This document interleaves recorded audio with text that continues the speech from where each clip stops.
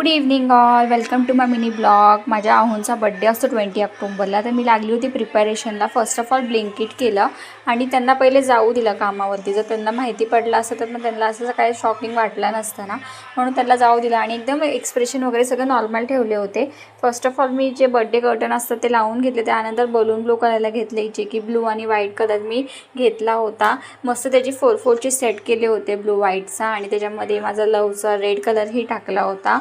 आणि 2 तासाच्या मेहनतीनंतर माझं असं काही बड्डे डेकोरेशन झालं होतं. आणि मी त्यांना कळू बिलकुल नव्हतं दिलं की मी त्यांच्यासाठी काही प्रिपेअर करणार आहे. मी फक्त त्यांना निवांत अशी बोलत होती की तुम्ही या घरी लवकर लेट.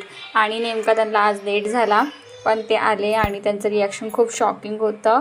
खूप छान वाटलं त्यांना प्रिपरेशन बघून. आणि मी केकही मागवला होता झोमॅटोवरनं.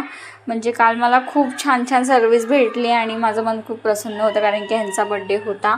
त्यांना मस्त असं हॅपी बड्डे विश केलं, उदंड आयुष्याच्या शुभेच्छा दिल्या. आणि आम्ही दोघंच होतो. नंतर भाऊजींनाही बोलवलं होतं मी, कारण की दोघंच आणि त्यांचे एक फ्रेंडही आले होते. तर आम्ही चौघांनी मस्त तो केक कट केला आणि केक खूप छान आलेलं झोमॅटोवरनं. आणि बड्डे सेलिब्रेशन खूप छान झालं.